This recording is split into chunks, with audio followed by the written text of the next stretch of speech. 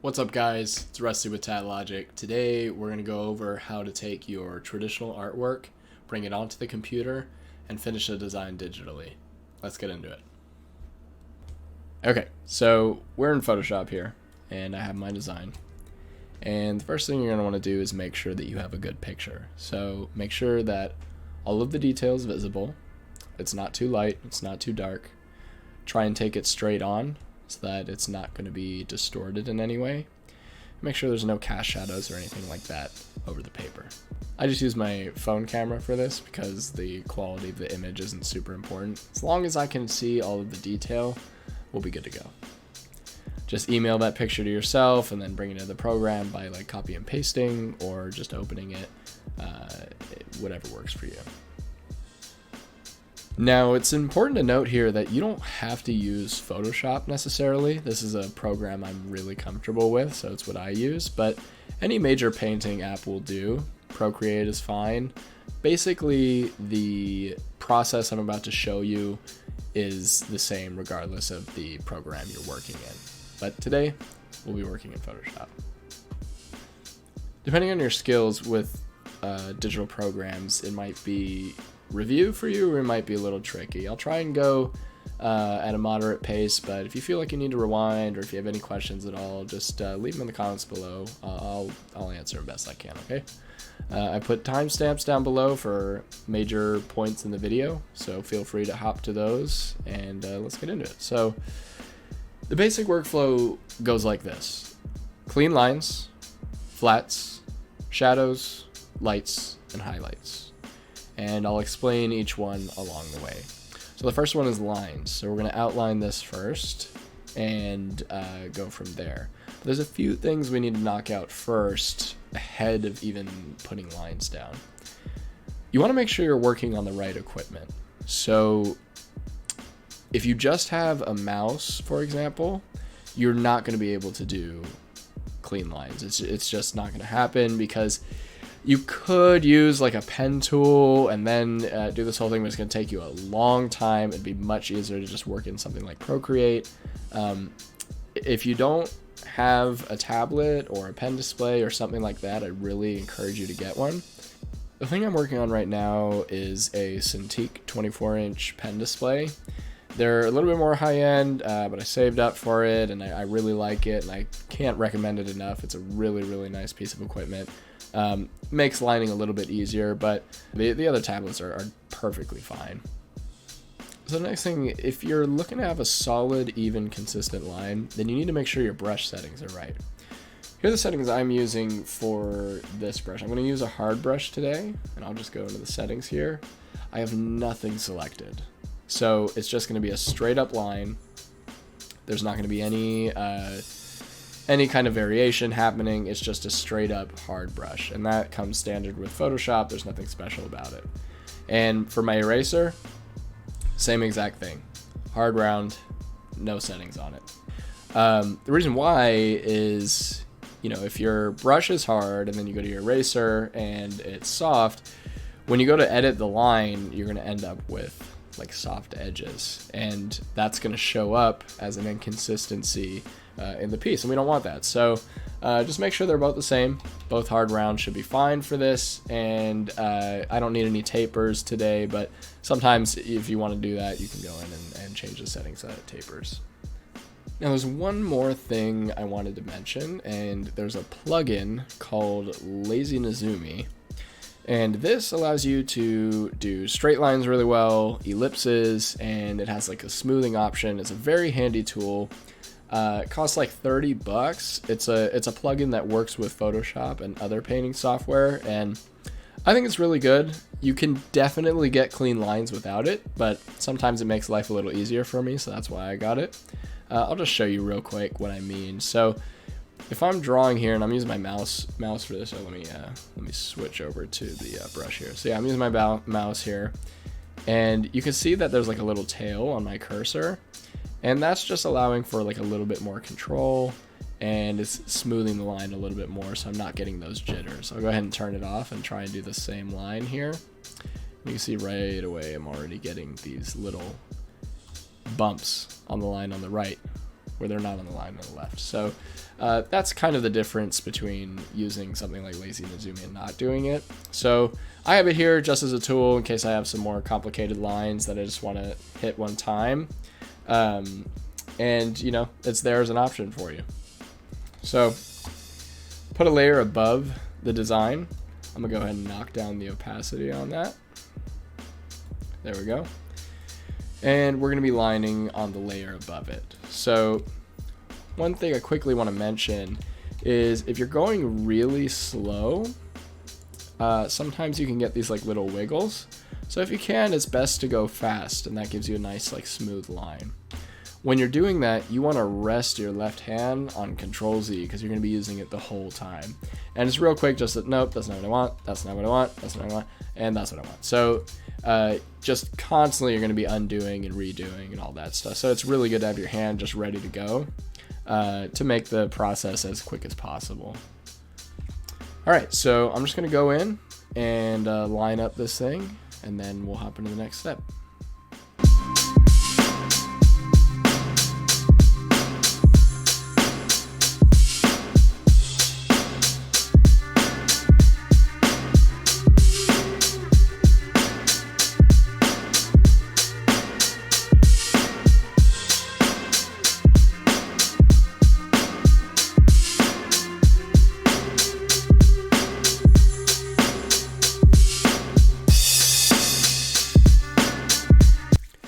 So we have our lines here, and they are good to go, nice and clean. This is fine for what we're working on today. The next step is going to be flats. So I'll show you how to do that right now.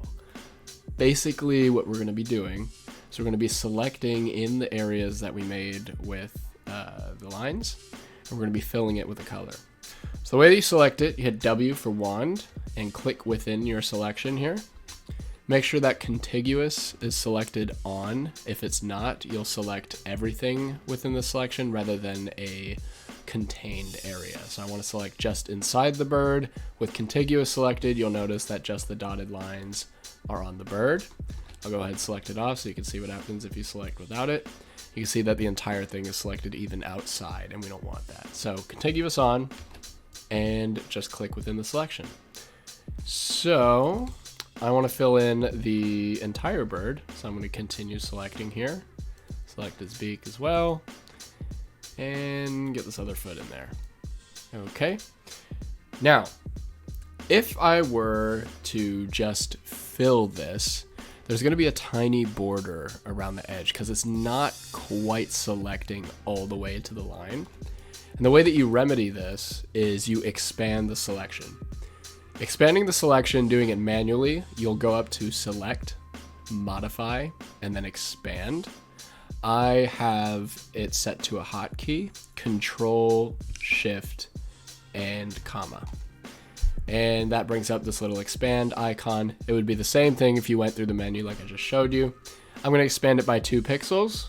And now we should be inside. See how the dotted line is inside the line we made? And I'll go ahead and fill it. Make sure that you have a new layer underneath your line layer. I'll go ahead and lock the line layer so I'm not accidentally filling on it. Sometimes that'll happen and it's really annoying, so just lock it just to be safe. And let's go ahead and fill. So I'm gonna get just kind of like a random, not too random, just maybe like a brown color here. Okay, and I'm gonna hit Alt backspace, and that's gonna fill the bird. All right, so we got some little artifacts here. Just switch to your brush. Go ahead and fill those in. Stay within the lines here. Okay, fill that. And I'm just going through and cleaning up anywhere where the selection didn't quite reach the edge. And you can be as precise with this as you want. Sometimes this will happen. You can select it with the wand, or if it's a little smaller like this, I'll just go ahead and fill it here. Okay. Now that we have this, it's going to make life a little easier when we shade. But before I show you shading, I'm going to go ahead and fill in all the flats, and then we'll get into the shading. I think I want to break him up into a few more different colors.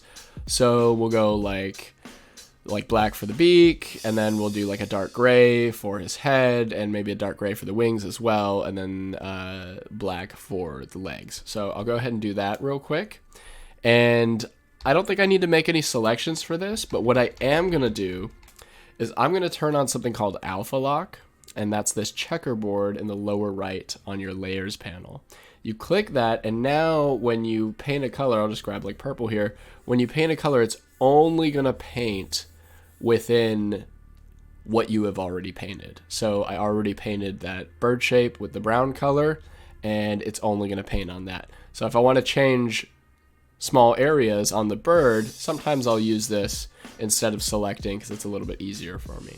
So I'll go ahead and delete that, and let's start filling in the grays and black.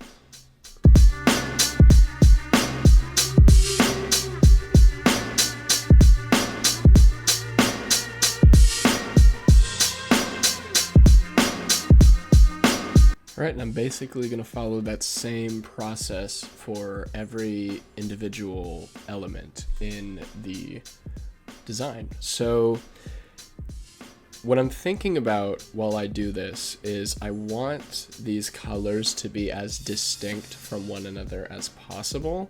So I don't want to have everything one color, because when I go to shade and when I go to color it later, when I go to add more stuff to it, I'm going to be working based on the colors that I made. So if they're separate, I can be working on one section at a time. So I'm going to go through and fill out each section.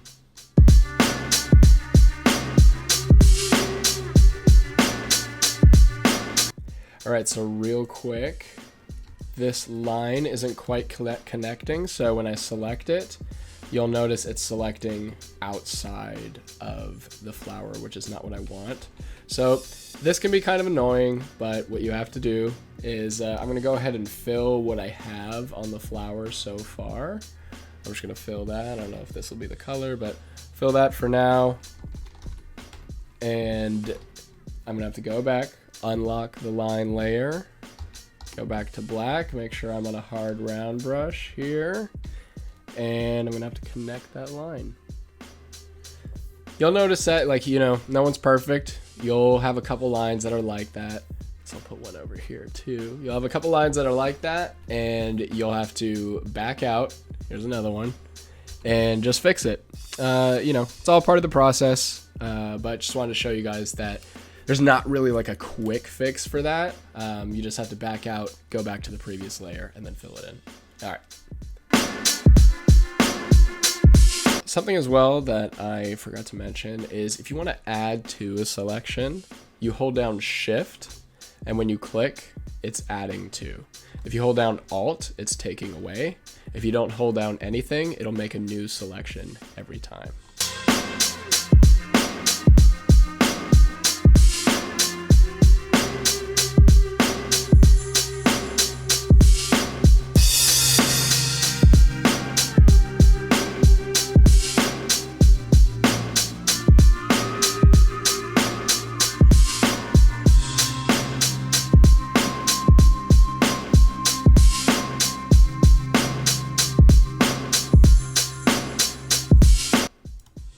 Okay, so sometimes you lay down a color and you want to change it after the fact.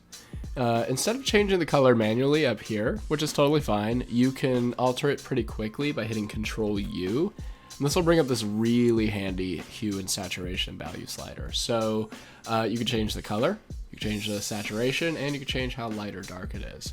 So for this brown here, it was just a little bit too dark for me. So I'm going to bump up the lightness just a bit, and that looks perfectly fine. So I think I'll go with that. And if you want to use this color from now on, just Alt click it and that'll select it, and that makes it your color. All right.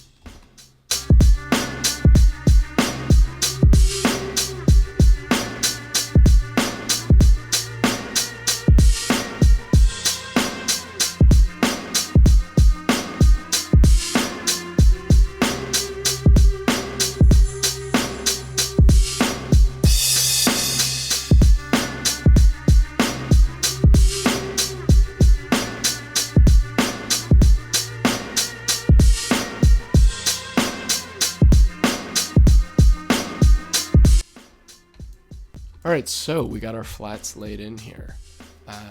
At this point, it's okay to go ahead and hide your previous drawing. We don't need that anymore. We have our digital version here, and that's going to be good enough. So the next thing we're going to be working on is putting in the shadows. Okay, so after you have it filled completely in, you're going to go ahead and make a new layer. Let's go ahead and label this. I'm just going to label my layers real quick. All right, so make a new layer above your flats, and this is really important. You're going to hit Control-Alt-G.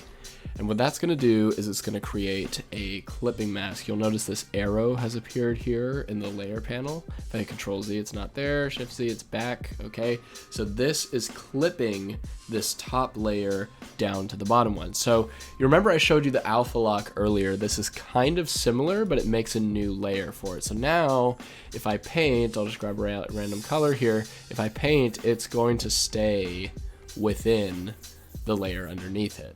And this is really, really handy for if you want to shade. And I'll show you that real quick. So I'm going to grab a soft brush here. And so like say I wanted to put some shading like right on the edge of this branch. And it would be kind of hard, if I'll unclip it here, it would be kind of hard to like stay within this line. Like see how I'm getting on the outside here? I'd have to come back and like erase it. And you could do that, but there's an easier way. So since we have it clipped down, you'll see that when I shade along the edge now, I'm staying within the shape. And that's really handy for getting in these tight corners and stuff like that. The other thing that I want to show you is, say we want to shade along the side of the bird, but we don't want to shade like on the leaf. This is why we separated these colors earlier. I'm going to go back to my wand with W, and I'm going to click on my flats layer, and I'm going to select this shape. And because we've already designated it, it's going to select that area. And now when I paint, I am only painting on the bird. So you can see how this stuff all kind of starts to click together. The next thing I want to show you is, say I wanted to shade inside the bird and not necessarily along the edge. I wanted to make like a shape in the middle. It's kind of hard if you're just using the brush. So what I like to do is I'll use the lasso tool. You just hit L for lasso. And let's get on these feathers here real quick. So I'll just go ahead and make a little selection, and I have the feathers there. Hit Shift F6. Depending on the look that you're going for, it might be good to feather the selection. So I'm gonna feather this by 2 pixels just so it makes it a little bit softer and I'm not getting a super hard edge when I fill it. So now I'm just gonna go in here and put a little shading.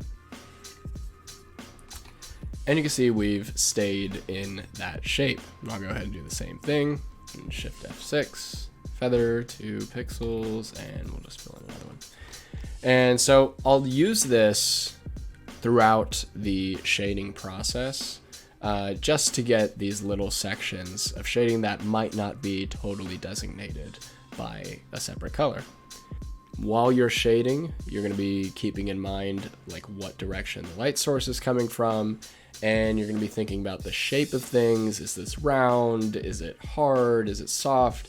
All of those sort of things, those calculations go into how to properly shade, and that's another video entirely of itself, but this is basically how you do it. I'm going to go ahead and shade the rest of this, and see you in a bit. There's one more thing I want to mention. For the shading layer, I like to work in multiply. So I will click the blending options and switch to multiply. And this is going to take the color that you're using and it's going to multiply it with the color that's already there. And the end result is a darker color. So I'm painting with it right now. This is on multiply. If I switch it to normal, you'll see what I'm talking about. So here it is normal. And here it is multiplied. You see the multiply is darker and you can kind of get a feel for what's happening there. I like working this way because if I go over all of the colors, it's going to adjust for each color that is on the layer beneath it. So I use it for shading all the time. It's very handy. And I would suggest if you're following this methodology, then multiply is the way to go. You can also do normal, but you will need to manually adjust the colors to be darker and change them on each object.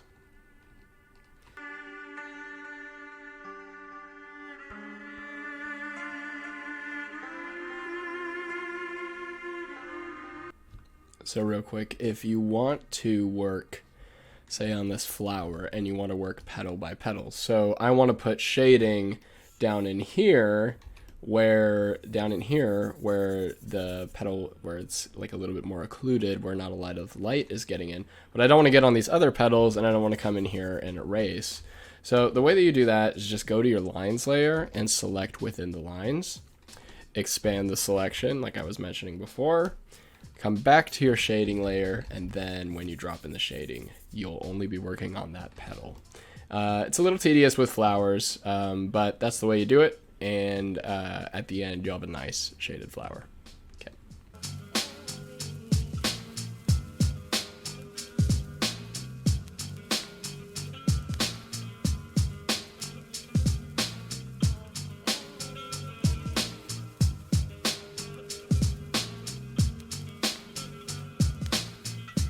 Right, so now we basically have our shadows blocked in here. You can see things are starting to feel a little bit more three-dimensional. And again, I was just working with that workflow I described earlier, where I'm just selecting and then filling and just blocking out the general forms. All right, so now that we have the shadows done, we're gonna go ahead and do a light layer. So make a new layer above the shadows. Control-Alt-G to clip it down once more. We're going to go ahead and label this lights. Lights, there we go. Now, there are several different options for a blending mode for this layer. I love to use the color dodge option. And basically what that does is it takes the color you're using and brightens it with the color beneath it, and also adds a bit of saturation. This is really good for if you're lighting like skin and candles and that sort of thing, but generally it works really well. There are a few other options, but color dodge is what I'm going to use today, and I'll show you a little bit about that. So here we go. For the light source, I'm going to go with more like kind of yellowy look here. Let's see how that's looking. It's looking really yellow, so let's knock down that saturation a bit. Okay, darken it a little bit more. Okay, I think that's working well for us.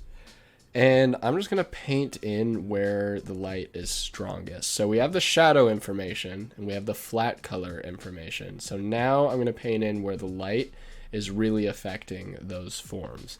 And again, same thing as with the shadows. I'm just going to be selecting. I'm going to work like on the flat layer. I'm just going to select my shapes that I want to work on, go back to my light layer, and start knocking in those lighter values. Like so. And you can see we're starting to get a little bit more three-dimensionality. So I'm going to continue doing that, and we'll be right back.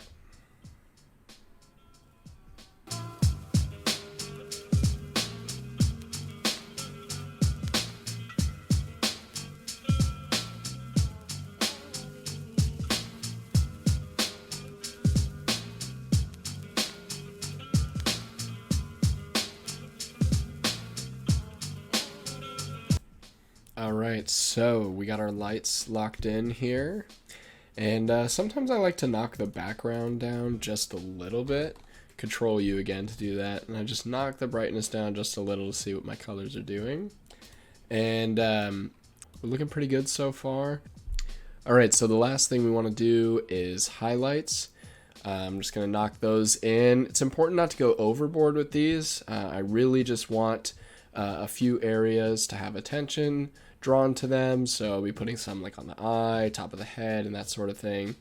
And the way that we do that, once again, same thing, make a new layer, clip it down, and I'm just going to leave this on normal, and the highlights are going to show us like how reflective a surface is. So if it's more reflective, it's going to be bouncing back the color of the light source to us. So in this case, my light source is more like a yellowy color. So on really reflective surfaces like the eye, I'm going to be making that a little bit more of a yellow highlight.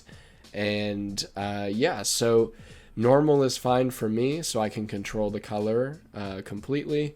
If you use color dodge or overlay and other lighten layers for this, they tend to mix a little bit too much to get a really nice crisp highlight. So normal is what works best for me. All right, let's get into it.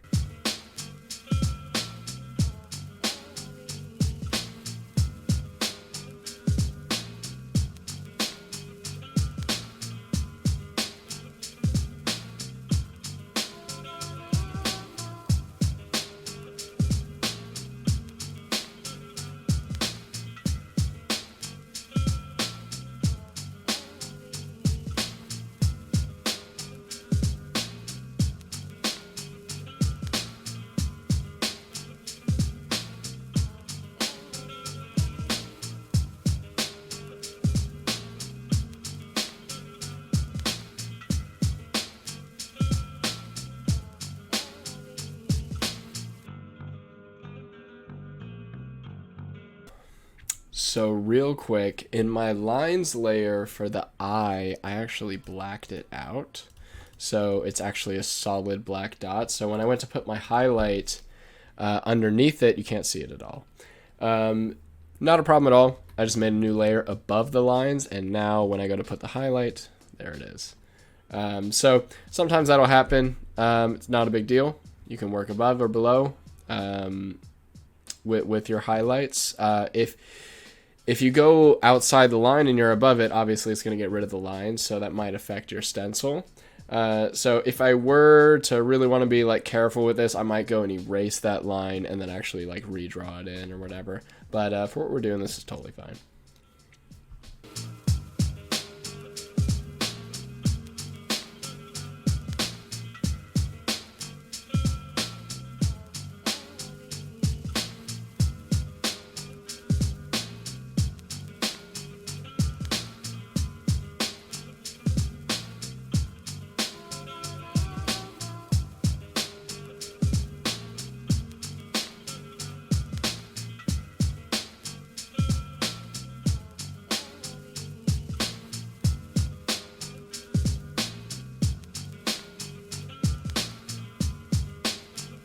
All right, so there we go. I would call it here. You can take these a bit further. You can actually paint out the lines. I mean, it depends on how realistic you want to go. But we're going for a more stylized look here. I like the lines. I went ahead and added a little bit of texture to the branches. Ooh, I see another spot, actually, that I want to put some lines in. Right here. Yeah, so I just added a little texture, and yeah, I like where we're at. But let me show you one more thing that's actually pretty cool that we can do working digitally. We're going to make a couple different variations. So say you were shipping this off to a client and you wanted to give them a few options.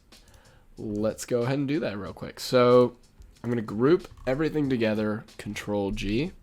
Control J to duplicate it, and a lot of times I do this just so I'm not working destructively. I'm gonna go ahead and hide our original, and Control T to transform, and we're just gonna make it so we have a couple options here. Enter to lock that in. Control Alt drag. We're gonna do another one, and this should be fine. I'll just show you this. So we have our original up there. Now let's go ahead and make another one. So here, come to your flats, and remember I mentioned Control U brings up this these sliders here. And let's go ahead and change some of the colors. So hit W for wand. Let's select this flower down here. I'm gonna hit Control U. And we're going to make that more of like a red. Oh, missed a little bit of the selection here. More of like a red, yeah. So I actually really like the way that that's looking. Kind of like an orangey. Let's make it a little more red. Let's make it a little more saturated here. Okay. Now let's say we want to change the leaves. Let's go ahead and do that. Let's get a funky like leaf color here. Select all the leaves and Control U. Let's see. All right, kind of liking this color here. Okay, yeah, more of like a fall kind of look here. And just because we can, let's select this last flower. I actually really like the color it currently is, but let's see what else we can do here. All right, don't like any of those. Not really feeling the purple. You know, I think the yellow is actually really nice, so I'm gonna leave it. And yeah, so you can really easily manipulate colors within here. Let me see if I can change the bird to something cool. I actually really like the way this is looking, so let's do this. Shrink these down. And we're gonna make a new one. And let's just do some crazy colors on this last one. Alright, select the bird. Here we go. Make him like a green. It's cool. And I'm just gonna go in and alter these colors a bit.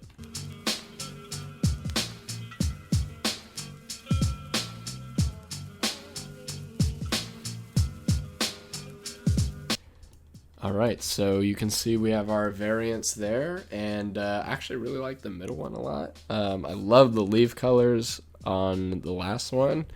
But yeah, you can knock out a lot of different variations really quickly this way, and it's really handy for you know, making changes after you're finished. If you were to paint this or draw this or whatever, it's a lot harder to change that stuff. So we're really lucky to be able to have the tools that we have today, and you know, this is my approach to how to use them.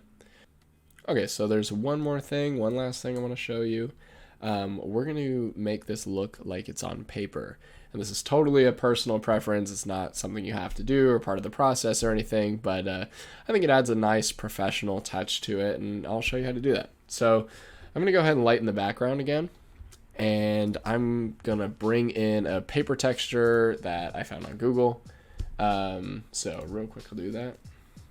So I'm going to paste in this texture that I got off Google. It's just, you know, just this kind of noise that is on paper. Scale it up so it takes up the whole thing.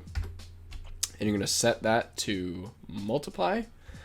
And now it looks like our design is on paper, which is really nice. I like the way that looks. Let's go back to our original here. And there we go. I think this adds just a little bit of a professional look to your work. Kind of gives it that like vintage, like flash sheet kind of feel to it. But yeah, real easy way to add paper texture to your work. Just set it to multiply, make it the top layer, and you're good to go. Well, there you have it. I hope you enjoyed this video and hopefully learned a bit about my process. If you did like the video, consider liking and subscribing. I make all these videos by myself, and they do take quite a bit of time, so your support would be greatly appreciated. If you have any questions for me, leave them down below, and I'll have a look. Take care.